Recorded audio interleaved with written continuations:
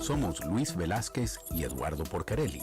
Los invitamos a que nos acompañen todos los viernes a las 9 de la mañana en El Séptimo Laberinto, un viaje por los confines de nuestro mundo interior y exterior. Ciencia, filosofía y esoterismo por la visión radio.net. Información que va contigo. El Séptimo Laberinto. Hoy exploraremos uno de los temas más profundos y fascinantes de la filosofía, el existencialismo, pero desde una perspectiva contemporánea. ¿Qué significa ser existencialista en pleno siglo XXI? ¿Cómo se enfrentan hoy las personas a la angustia existencial, la búsqueda de sentido y la libertad en un mundo que parece cada vez más incierto y acelerado? Para ayudarnos a desentrañar estas preguntas, tenemos el honor de contar con un invitado de lujo, el filósofo Ronald Carrillo.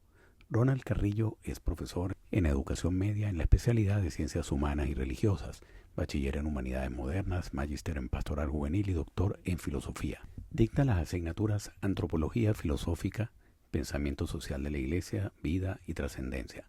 En esta entrevista exploraremos cómo las ideas de filósofos como Sartre, Camus y Heidegger resuenan en nuestra época, marcada por la tecnología, la crisis de valores y las nuevas formas de alienación. Prepárense para una conversación profunda y estimulante donde descubriremos cómo el existencialismo sigue siendo una brújula para quienes buscan sentido en un mundo que a veces parece carecer de él. Sin más preámbulos, damos la bienvenida al profesor Ronald Carrillo.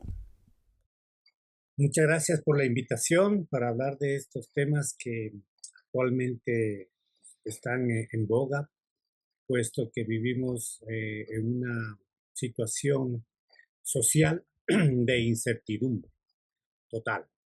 Eh, el mundo como que ha ido perdiendo el horizonte y Así vamos es, como que perdiendo la esperanza.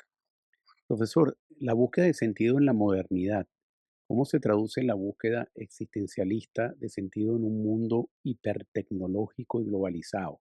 ¿Se ha vuelto más difícil, en su opinión, o más urgente encontrar un propósito en medio de la velocidad y la superficialidad de la vida moderna? Es que justamente hemos olvidado, los occidentales, me refiero a Europa y nuestro continente, nos hemos olvidado de que somos seres también espirituales, ¿no? Y entonces la espiritualidad ha quedado de lado y nos hemos centrado demasiado en lo material. El mundo positivista occidental pues ha dejado de lado la posibilidad de explorar otros aspectos, en este caso la espiritualidad. Y por lo tanto, desde la perspectiva materialista, capitalista, un mundo en donde lo que interesa es el progreso, lo que interesa es obtener resultados, pero ya, eso va dejando de lado al ser humano como tal, quiénes somos nosotros, sino lo que interesa actualmente es, en cierta manera, sobrevivir, porque ya entrándonos en tema, ¿no? Las dos guerras que nos precedieron fueron las que causaron justamente este pensamiento que se llama el existencialismo. Ahí es donde tuvo su caldo de cultivo, se podría decir, ya que las ideas anteriores en el siglo XIX, las de Nietzsche, las de Dostoyevsky con sus novelas y el pesimismo de Schopenhauer, como también el aporte de Soren Kierkegaard, eh, va dando a la humanidad un panorama oscuro, ya que no hemos logrado, con toda la modernidad, la racionalidad que viene desde Descartes y, bueno, heredada desde los griegos, en donde con el pensamiento, con el logos íbamos a alcanzarlo todo, pues vamos viendo que las cosas como que no han cambiado. Seguimos matando, seguimos destruyendo el planeta. Y ahora a una velocidad mucho más grande, más vertiginosa, que está poniendo en riesgo incluso nuestra propia permanencia en el planeta. Muy buenos días, encantado, profesor Carrillo, de tenerlo de nuevo. Realmente las conversaciones que hemos tenido con usted con anterioridad han sido realmente extraordinarias. Yo quería preguntarle para iniciar, porque hay muchas preguntas que nos da este tema. Incluso ya tengo acá desde Venezuela una pregunta, pero le quiero hacer una pregunta mía que tiene que ver con el sentido de la vida. Y es, ¿cómo puede el existencialismo de hoy ayudar a las personas a enfrentar la crisis de ese sentido de la vida? Porque evidentemente cambió. Sí, justamente, ¿no? El existencialismo surge como oposición al excesivo racionalismo, a aquel que incluso heredado de Aristóteles, que nosotros teníamos antes de existir, ya teníamos una esencia. Y René Descartes, con su pienso, luego existo, entonces lo que importa es pensar, es lo que nos permitió tener conciencia de que existimos, pero el pensamiento era lo importante, entonces se desarrolla la ciencia, la episteme, pero se va dejando de lado lo que es el ser humano individual, el que está viviendo el día a día. Entonces, la historia solamente cuenta los grandes acontecimientos y se olvida de todas esas vidas que hacen posible que la humanidad esté aquí presente. Entonces, el, el existencialismo nos propone primero ponernos a nosotros, la existencia misma, ponerla por delante, preocuparnos por la existencia de cada uno, de cada persona, de cada individuo. Y ahí cambia la perspectiva porque se deja de lado ya el aspecto de la sociedad como una sociedad homogénea, una sociedad que ya tiene unos valores establecidos, una sociedad que nos dice, esta es la forma de vivir. Entonces, el existencialismo dice, no existe nada más que la vida y la existencia del individuo ahora. Y por lo tanto queda en plena libertad, y vale, lo va a decir Sartre, ¿no? Estamos condenados a ser libres. Y ahí es cuando se genera la angustia ya no puesta en otros o puesta en el exterior, sino la angustia puesta en la propia existencia, en el día a día, donde cada persona se pregunta, ¿y ahora qué? Cuando te levantas, cuando abres los ojos, cuando saludas a las personas, todo eso para qué? Todo eso, ¿a dónde me lleva? Víctor Frank en los campos de concentración, cuando vivía la angustia de sobrevivir, no, no encontraba que las personas que le rodeaban tenían sentido, eran como sombras.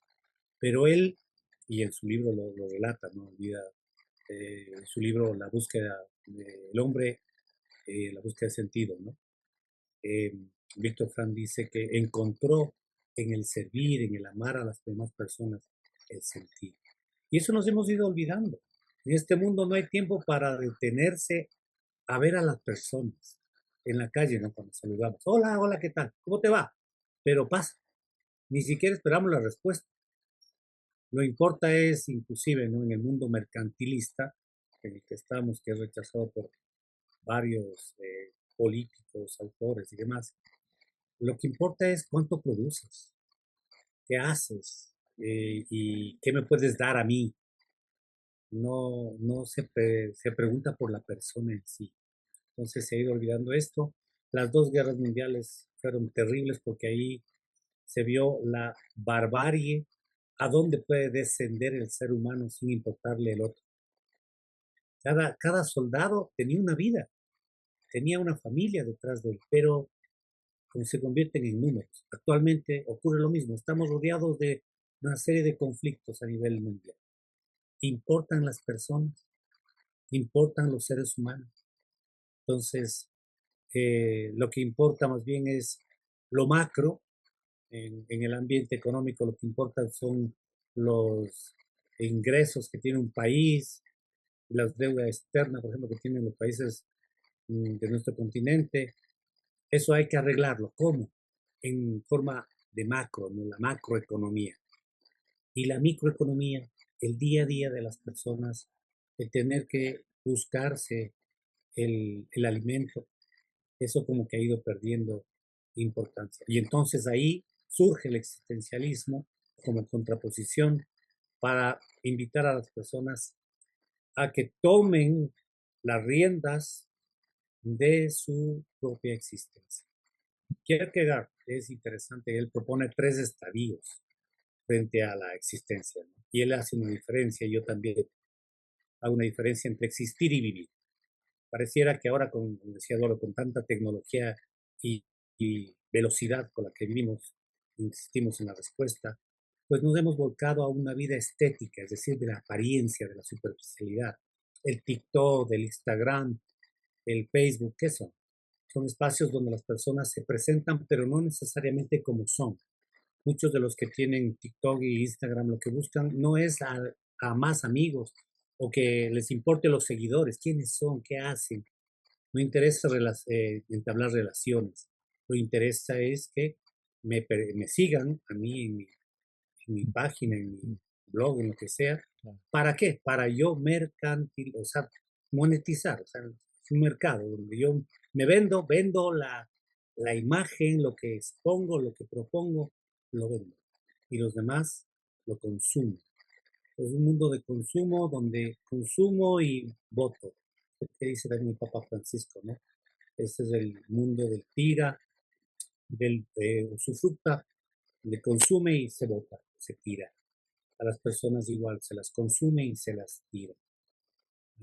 Estamos en... Profesor, usted Sí, hace un rato conversaba sobre que estamos condenados a ser libres.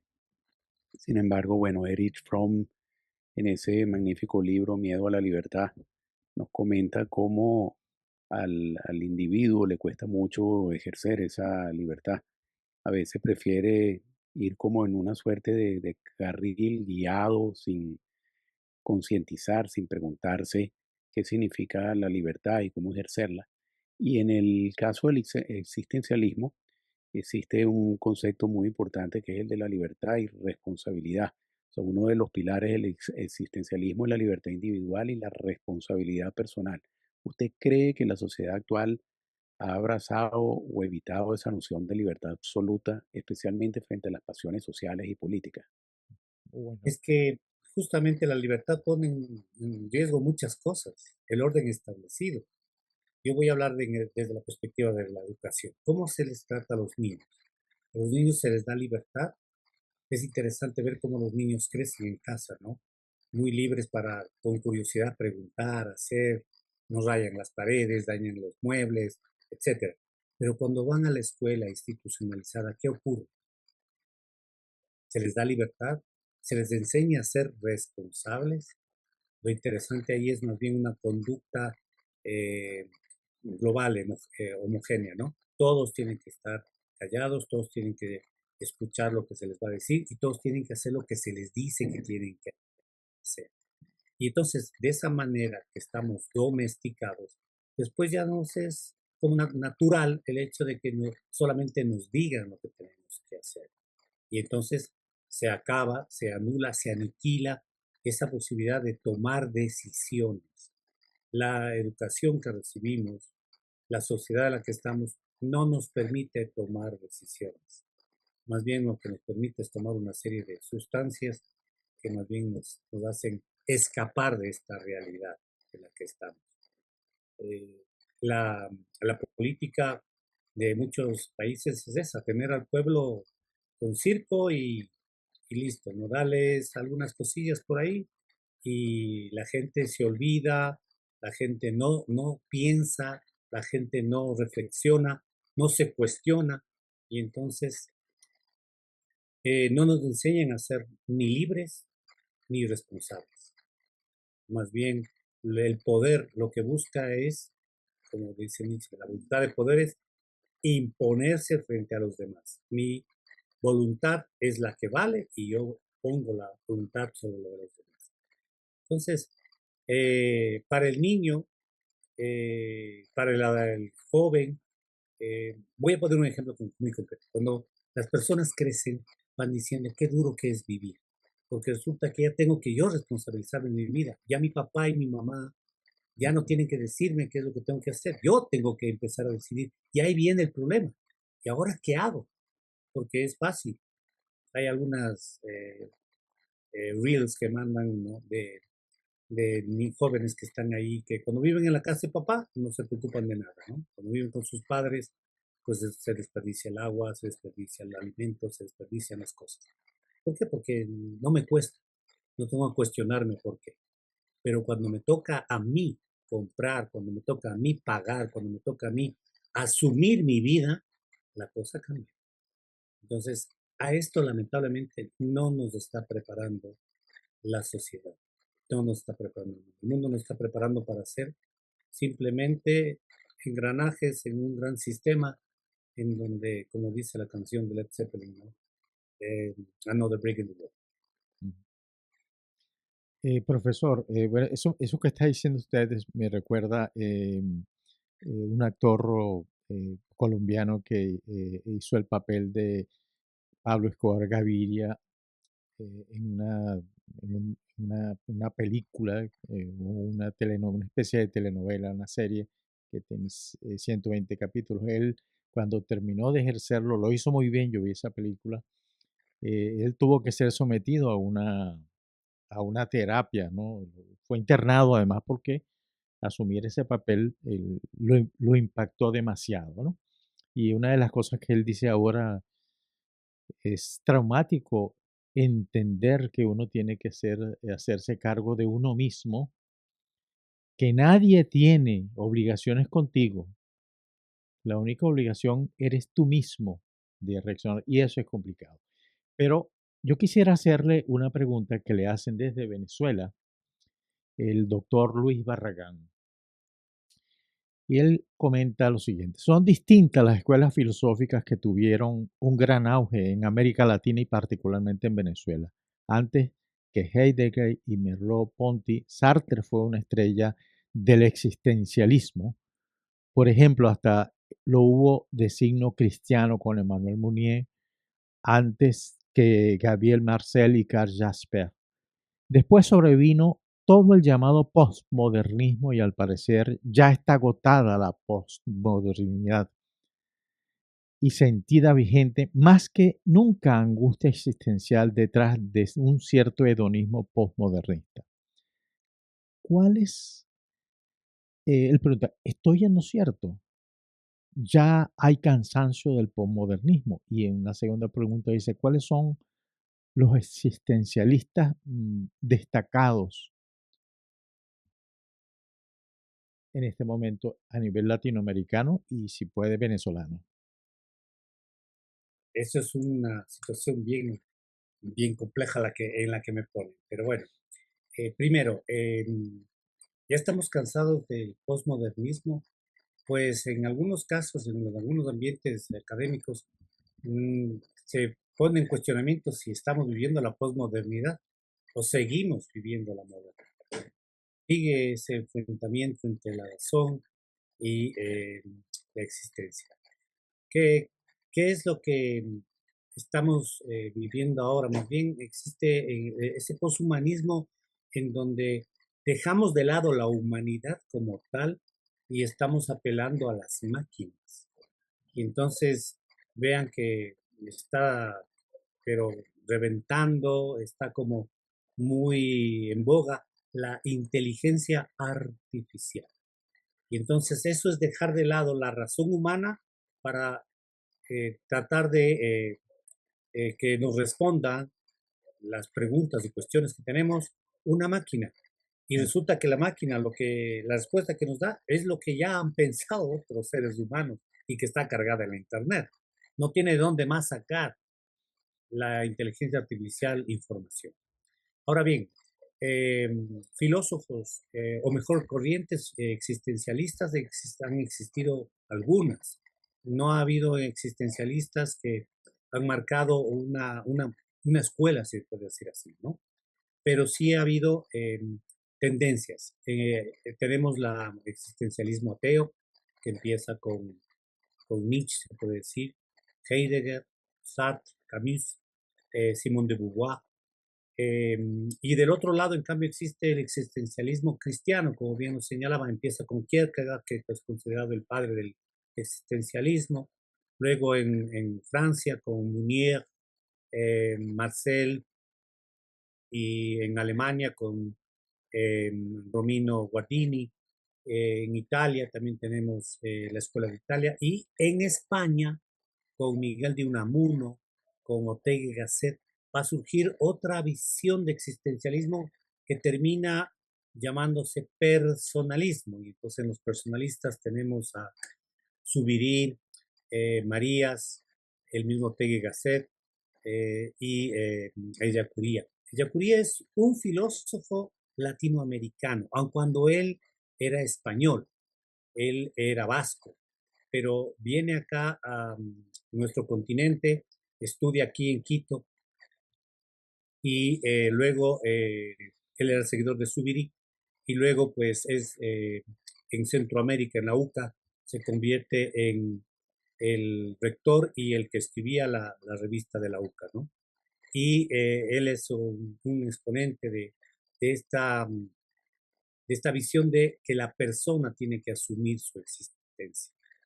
Y tenemos también a Freire en Brasil, tenemos algunas corrientes, como por ejemplo lo que es la teología de la liberación, Mm. que es justamente también una respuesta a esta visión en donde la persona queda de lado y lo que importa es el mercado, lo que importa es el capital. Entonces la teología de la liberación intenta recuperar, desde la acción cristiana obviamente, intenta recuperar la visión de la dignidad humana, la dignidad de la persona, y darle respuesta al sinsentido que nos plantea Camus, ¿no? El absurdismo, el nihilismo que termina siendo la nada de la vida, ¿no? ¿Para Mm. qué vivir si a la final de cuentas nos vamos a sumir en la nada? Profesor, hay un filósofo contemporáneo que coquetea mucho con el existencialismo, que tiene mucha popularidad, es de Corea del Sur, da clases en Alemania, Byung-Chul Han. Y Byung-Chul Han, él trata mucho esos temas de alienación, libertad, autenticidad, todos temas estos que son de gran relevancia para el existencialismo. Por ejemplo, en el libro La ansiedad del cansancio y la agonía de Eros, Mm. critica la sobrecarga de productividad y la falta de sentido que tiene el mundo moderno, reflexionando sobre cómo estas condiciones afectan la existencia humana. Entonces, la pregunta en concreto, hablando de ansiedad existencial y crisis globales, ¿cómo cree usted que estas crisis que hemos tenido, como la pandemia, el cambio climático, los conflictos políticos que surgen y trastornan el mundo, como es el caso de Rusia, Ucrania, Israel, Palestina, y cómo todas estas crisis han agudizado esa ansiedad existencial que Saad Kierkegaard Ujú, describieron, ujú. y cómo puede el pensamiento existencialista ayudar a las personas a lidiar con esa ansiedad? Muy bien, yo diría que cuando estuvimos viviendo la pandemia, había como una gran expectativa de que ojalá aprendamos algo y que el mundo, cuando vuelva a poder salir a la calle, cambie su forma de su horizonte. Pero parece ser que no aprendimos nada y seguimos repitiendo los mismos errores de la historia. En lugar de vernos como solidarios unos con otros, más bien hemos vuelto a lo mismo, a la explotación, a la guerra, a no interesarnos mucho por el cambio climático. En mi país ahorita está viviendo una crisis energética, tenemos 10 horas de racionamiento eléctrico porque no tenemos lluvia, y al no tener lluvia las hidroeléctricas, que son las Claro. que más contribuyen a la energía del país, no funcionan. Entonces, esto no solamente está ocurriendo aquí, estamos viendo cómo los huracanes en el norte del hemisferio norte, como en otros lugares también hay inundaciones y demás, todo producto del cambio climático. Hay excesiva sequía en ciertos lugares y en otros lugares, en cambio, hay excesiva lluvia. Entonces, todo esto nos debería ayudar a entendernos mejor, preocuparnos mejor. El Papa Francisco en su Fratelli Tutti también nos invita a vernos más como hermanos, ¿no? Eso de la Revolución Francesa de la liberté, la fraternité y la igualité, pues de liberté, como que más se ha divulgado, se ha intentado, como la igualdad en las leyes también, pero eso de la fraternidad. Entonces, Kierkegaard propone desde el existencialismo que uno debería dejar el lado estético, dejar la apariencia, para también dejar no solamente de ser un hombre o un ser humano ético que cumple con los valores y demás, sino un ser espiritual, un ser religioso. Es interesante ver cómo en su país, en el nuestro también, han proliferado una serie de religiones o con posturas, creencias que ayudan a las personas a desestresarse, porque ahora el estrés también es una enfermedad que está atacando a las personas, porque la angustia del día a día, la, el verti- el- la vertiginosidad que la movemos, pues causa a la gente angustia, desesperación, ansiedad frente al mundo en que vivimos. Hasta las películas de Disney proponen intensamente vivimos. Entonces, ese es el mundo en el que estamos. Pero frente a eso hay algunas respuestas. Se está retomando las posturas budistas, utilizar el yoga en todos los ámbitos de la vida cotidiana. En las empresas hay lugares donde las personas pueden practicar el yoga y de esa manera, pues, hacer estas pausas activas que se llaman en las empresas para poder afrontar la vida sin llegar a cansarnos en extremo y colapsar. Profesor, antes de ir a la pausa, yo quisiera dejarle una pregunta relacionada con la muerte y la existencia. En la tradición existencialista, la conciencia de la muerte es fundamental para comprender la vida. Ahora, ¿cómo se enfrenta el ser humano moderno, actual, la muerte, considerando los avances científicos y el creciente debate sobre la inmortalidad digital? Y le hago esta pregunta por una sencilla razón.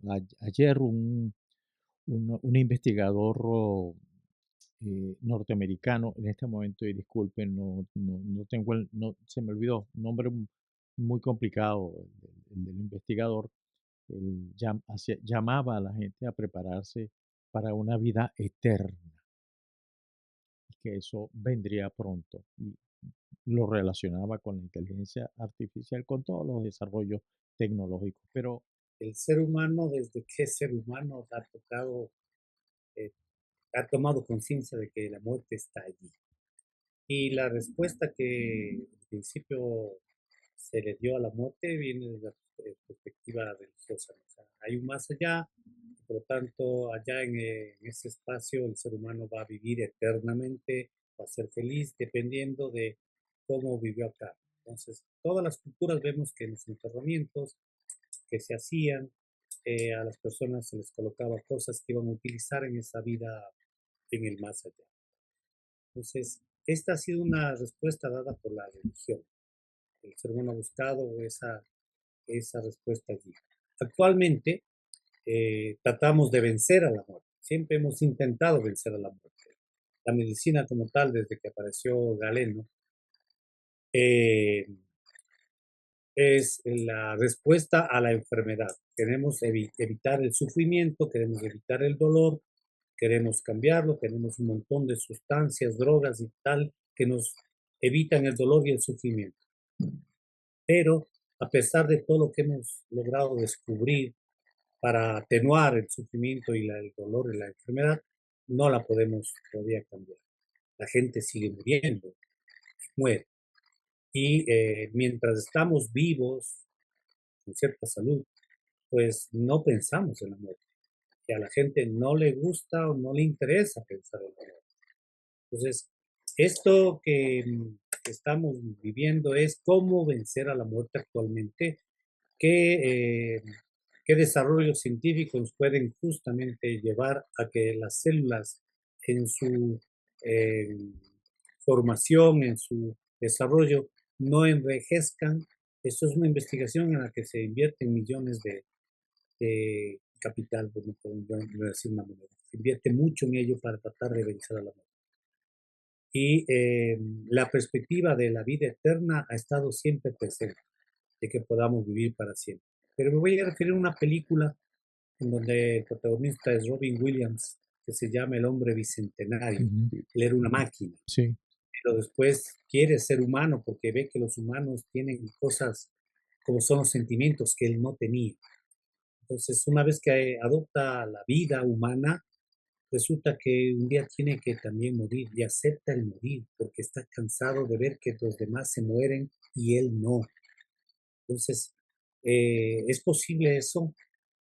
Que nosotros vivamos para siempre y no nos cansemos de vivir. Es un asunto que nos pone ahí en cuestionamiento.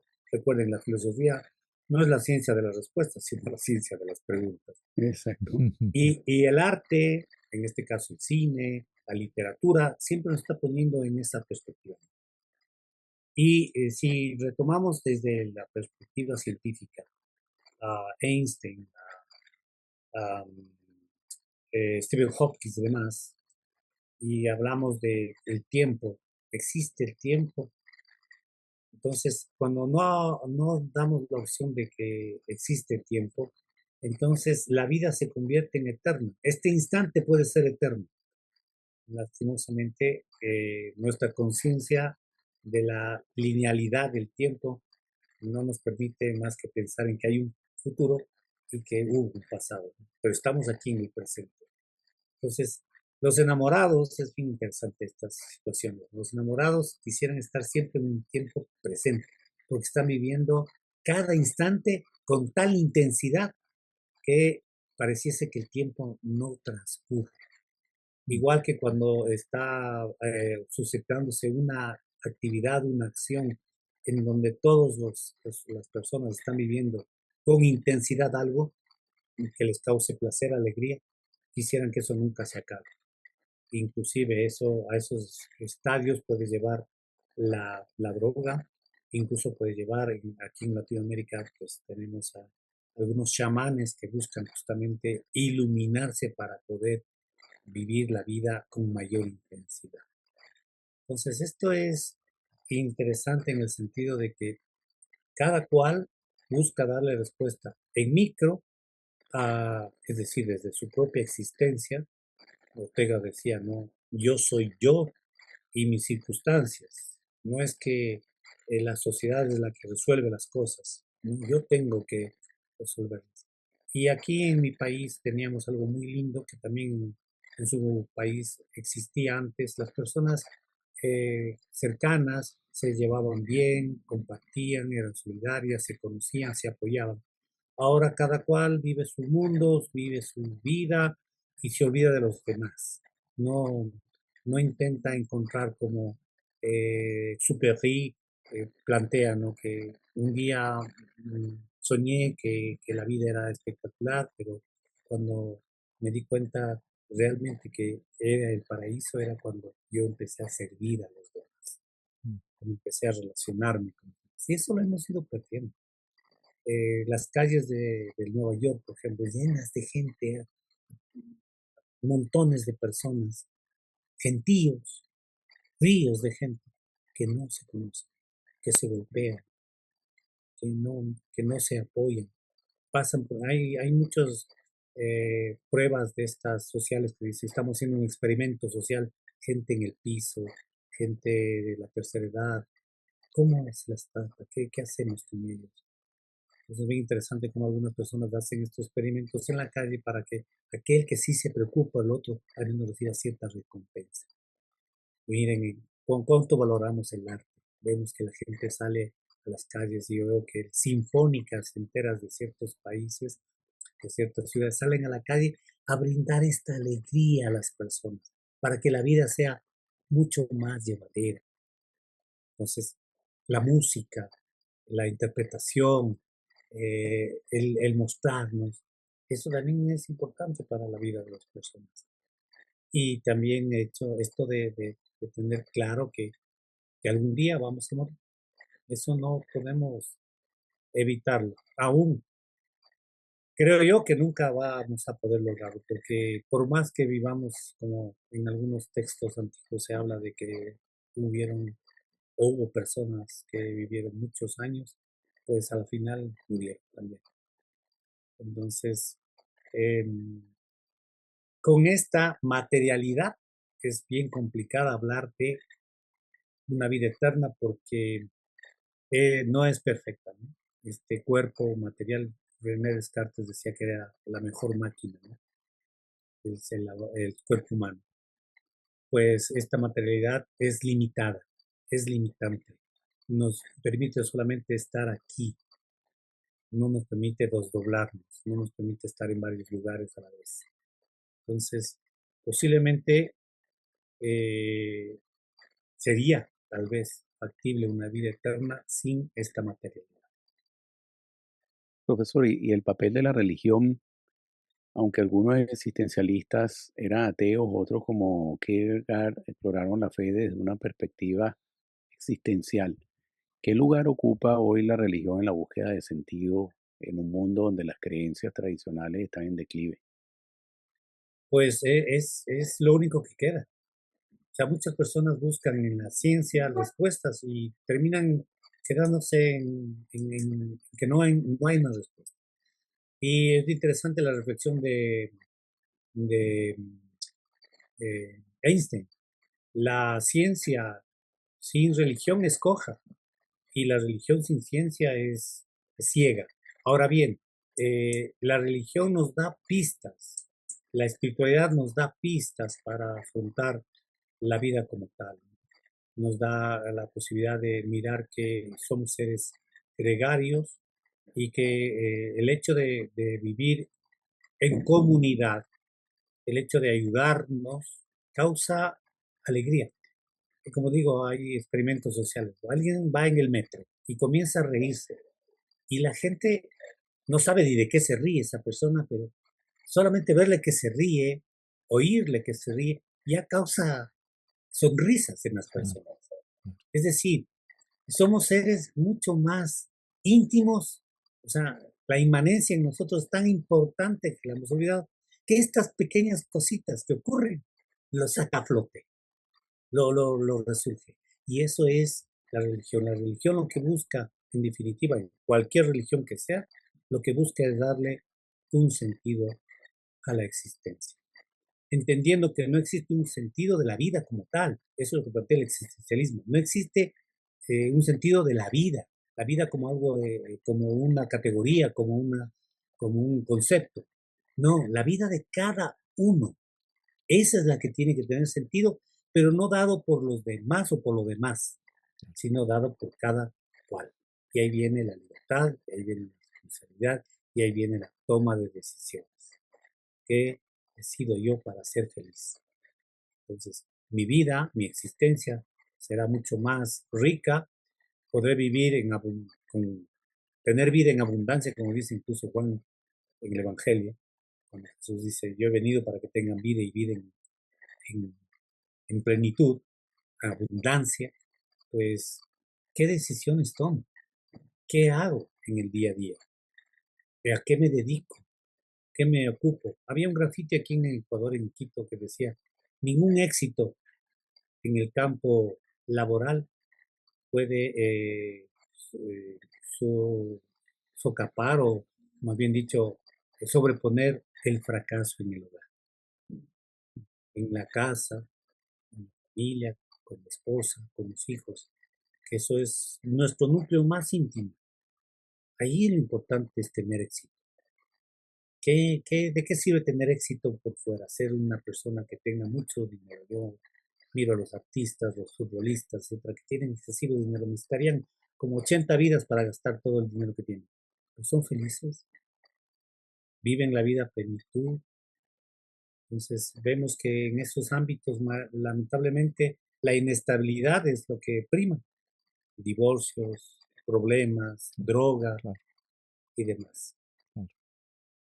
Profesor, yo tengo dos preguntas y me perdonas, Eduardo, que te lleve a la delantera, pero realmente la conversación está muy, muy buena. Muchas gracias, profesor. La primera tiene que ver con el existencialismo y el desapego. Es que el existencialismo de alguna manera nos lleva a eso, en primer lugar. Y en segundo lugar es, ¿existe una relación entre el existencialismo y el psicoanálisis? Ok, vamos con el desapego. Yo me suelo autodefinir con mis alumnos como un cínico, y no cínico de los que les gusta la visión cínica actual o moderna, sino más bien griega, en donde Diógenes vivía únicamente con lo que tenía, no más. Ese es el desapego total. El cristianismo invita al desapego. Si tienes dos túnicas, decía Juan Bautista, pues dásela al que no tiene. Y Jesús habla permanentemente de esto, de que hay que contribuir a los demás. No te hagas dueño de lo que no eres, si eres un simple administrador en este mundo. Los judíos, el planteamiento de toda la Torá habla justamente de eso, de que luego de 40 años va a haber jubileo. ¿Qué significaba el jubileo? En ese tiempo se vivía alrededor de 40 años, ¿no? Era un promedio de vida. Ahora lo superamos. Sabemos muchas más personas que hemos superado los 40 años. Pero en ese tiempo, llegar a los 40 años era bastante. Y por lo tanto, el jubileo de los 40 años que planteaba el ambiente hebreo judío, que todo vuelva a foja cero. El que tenía propiedades dejaba de tener propiedades porque no era el dueño. El dueño era Yahvé. Entonces, todo volvía a ser cero. Las deudas terminaban. Incluso vean el Padre Nuestro de Jesucristo, no en su traducción, eh, no se ha hecho de manera tan literal. Se ha suavizado. Dice, perdónanos nuestras ofensas, cuando en realidad es perdónanos nuestras deudas. Entonces, somos capaces de vivir el desapego. Ayer nomás estábamos discrepando respecto de esta visión de la propiedad privada. A veces la propiedad privada se convierte como en lo primordial y por lo tanto todo se vuelve privado. Y lo privado es tener, acumular, tener mucho más y los demás. Yo siempre digo, cuando uno está comiendo solo, qué horrible que es.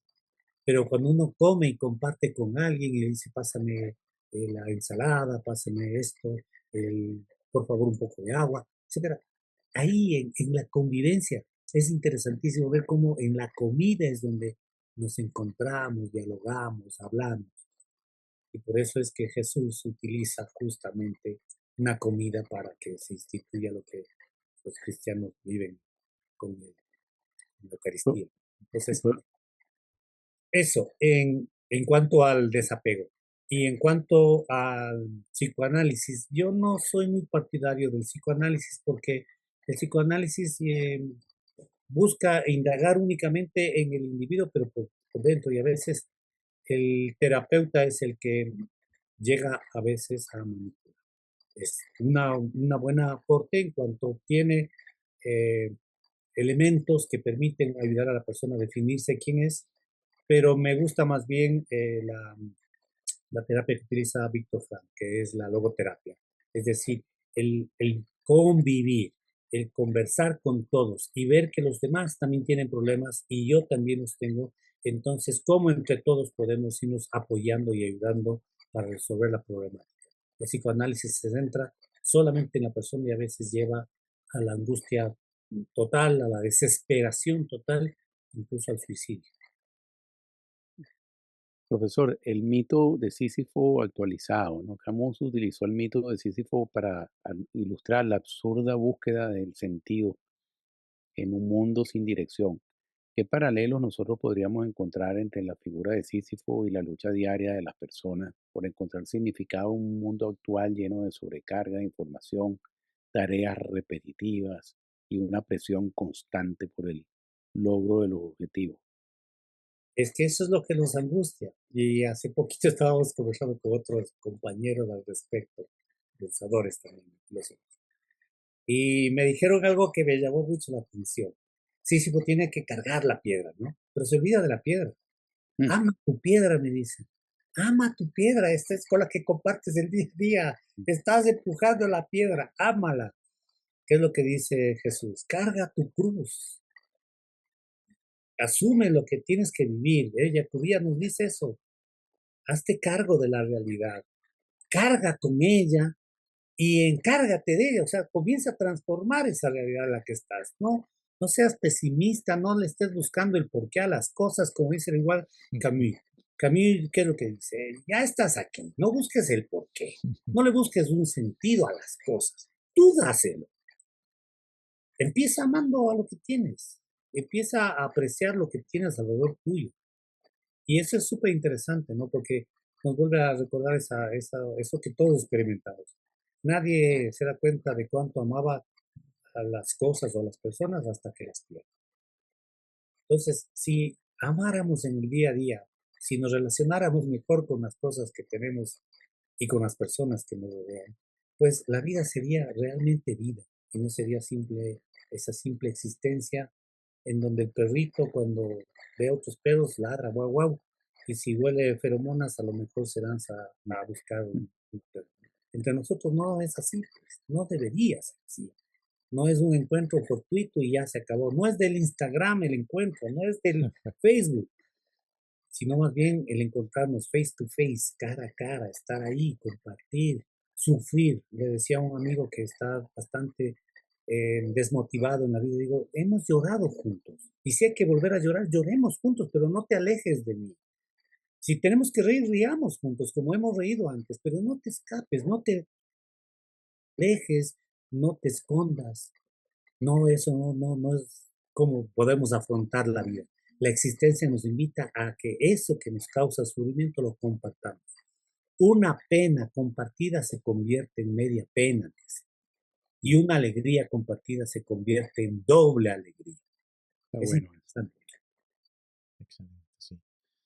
Profesor, a mí me gustaría hacerle una pregunta acerca de un concepto, un tema, un temazo, diría yo, en la vida actual sobre todo, que es el sufrimiento como parte de la existencia.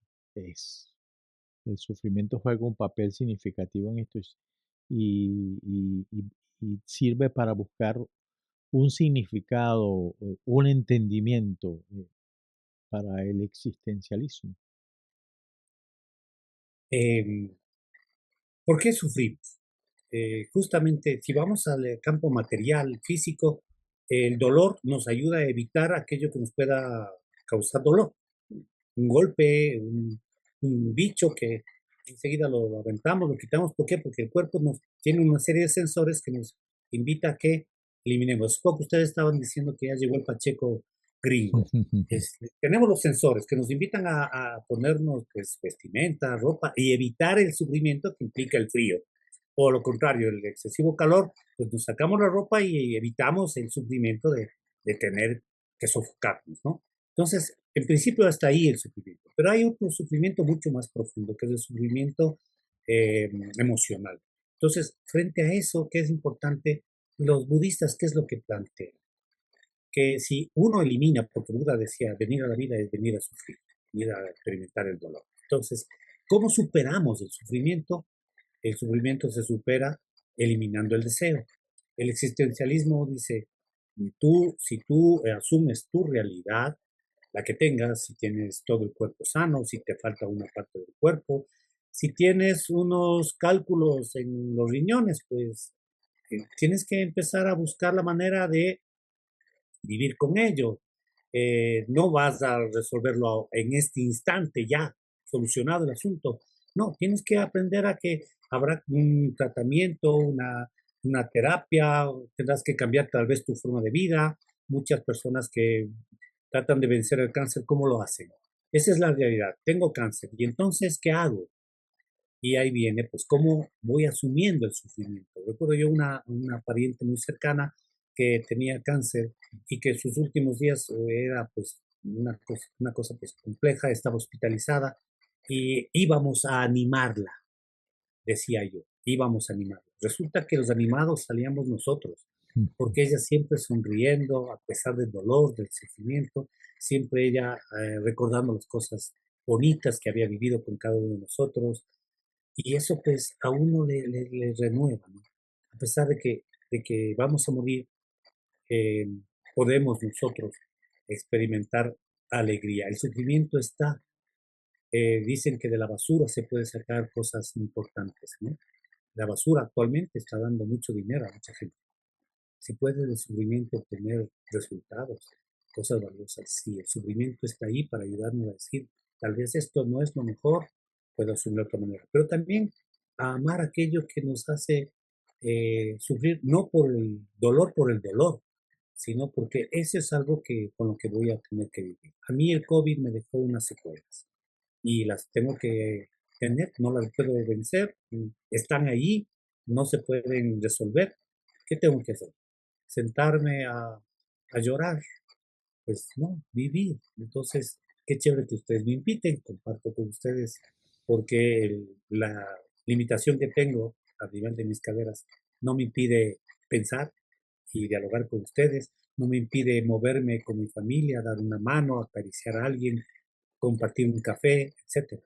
Entonces, esto es como deberíamos vivir y el existencialismo nos dice eso justamente, nos invita a que asumamos cada cual nuestra existencia, que seamos libres en las decisiones que tomamos. La libertad no es otra cosa que tener opciones. Y tengo opciones, puedo levantarme, ayer que me contactó Eduardo y me dijo, Ronald, podemos mañana, tenía opciones, decir sí o decir no. Y qué chévere que pudimos decir sí y estar aquí. Entonces, las decisiones son las que nos van dando esto, la alegría de encontrarnos, de conversar, de verdad. Yo me siento contento, me siento pleno, de cierta manera, en este instante realizado, porque todo eso que yo he ido aprendiendo, compartiendo, conociendo, lo estoy exponiendo también aquí con ustedes.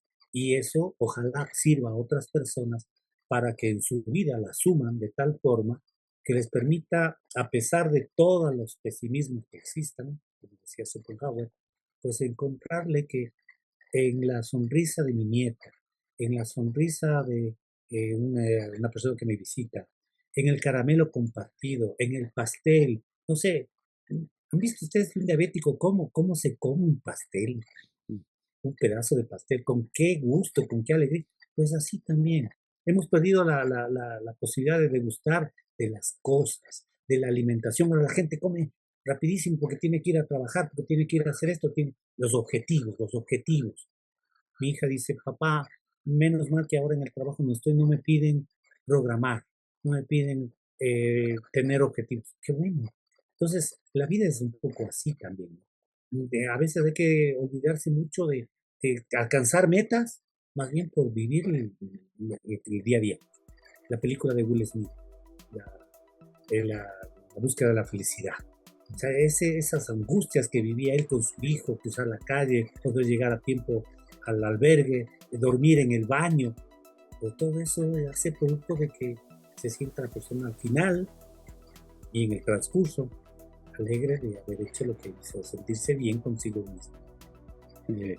Así llegamos al final de esta fascinante conversación, profesor. Hoy junto a usted exploramos cómo el existencialismo sigue vivo en la actualidad, guiándonos a través de esos grandes desafíos de la libertad, la angustia y la búsqueda de sentido en un mundo cada vez más complejo. Usted nos ha dejado, como siempre, reflexiones profundas sobre nuestra responsabilidad individual y el papel que jugamos en la construcción de nuestras propias vidas. Esperamos nosotros que este espacio le haya abierto a nuestros oyentes y que los inspire a seguir explorando el pensamiento existencialista en su día a día. Le agradecemos, como siempre, por su tiempo, por sus consejos, su sabiduría compartida y por acompañarnos en este nuevo viaje filosófico. Le deseamos una feliz mañana y esperamos en el próximo programa tenerlo de nuevo. Donde quiera seguiremos explorando ideas que nos ayuden a entender un mundo mejor y a nosotros mismos. Hasta la próxima. Esto ha sido una maravilla. Muchas gracias, profesor. Nos ha dado muchas luces. Ustedes, gracias Eduardo, gracias Luis. Gracias. Hasta una próxima. Hasta una próxima oportunidad.